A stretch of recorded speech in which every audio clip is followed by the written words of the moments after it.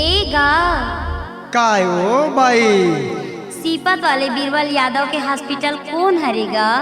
बढ़िया जगह है जो बाई। मैं हरा वो सिपत वाले बीरबल यादव तो लग कैसे लागा थे वो रस रस ले लागा थे डॉक्टर बाबू, गोड़ हाथ पिरावा थे भारी। ऐसने बीमारी के तो मैं फेमस डॉक्टर हूँ वो पूरा छत्तीसगढ़ के। 2 दिन मोर गोली सूजी चल ही ना पाई तोर सब बीमारी खत्म। सिर तो डॉक्टर बाबू माँ कसम। हाय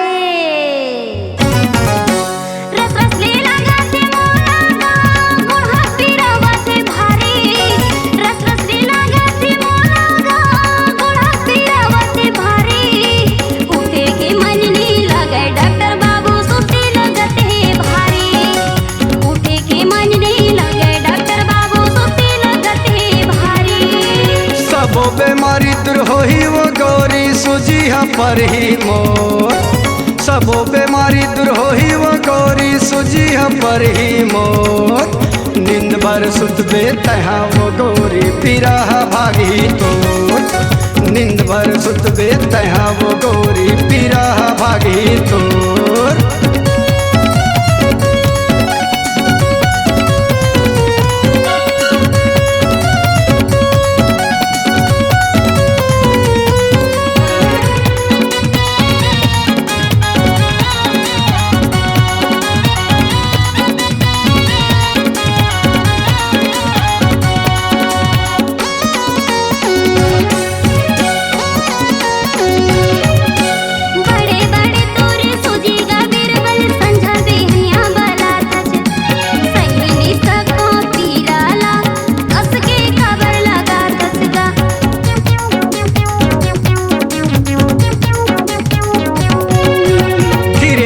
तोला सूजी लगाहूँ का पर तहड़ बड़ावत है।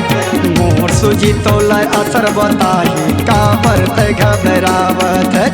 मोर सूजी तोला असर बताही का पर तय घबरावत है।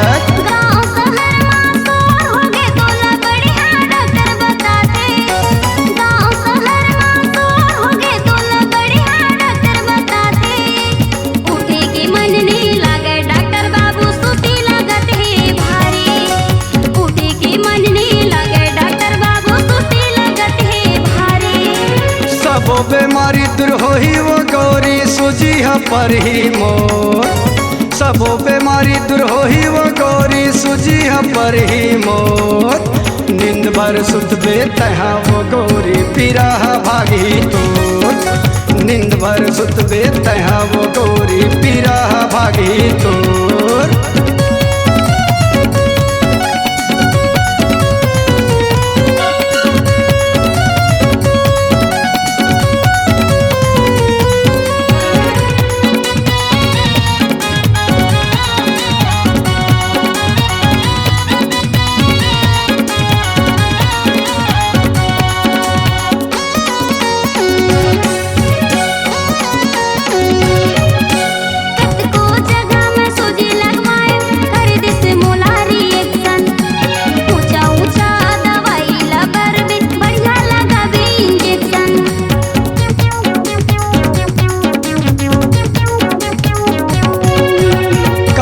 सूजी लगवाना वो गोरी मोर सूजी नहीं कर रिएक्शन।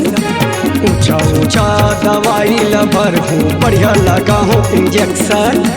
ऊंचा ऊंचा दवाई लभर हूँ बढ़िया लगा हूँ इंजेक्शन।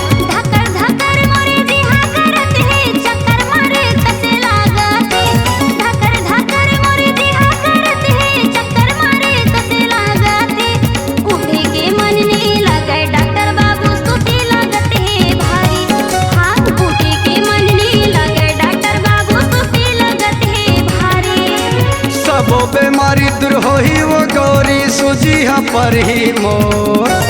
सबो बीमारी दूर होही वो गौरी सूजी पर ही मोर। नींद भर सुतबे तहाँ वो गौरी पीरा भागी तोर। उठे के मन नहीं लगे डॉक्टर बाबू, सुस्ती लगत है भारी। नींद भर सुतबे तहाँ वो गौरी पीरा भागी तोर। उठे के मन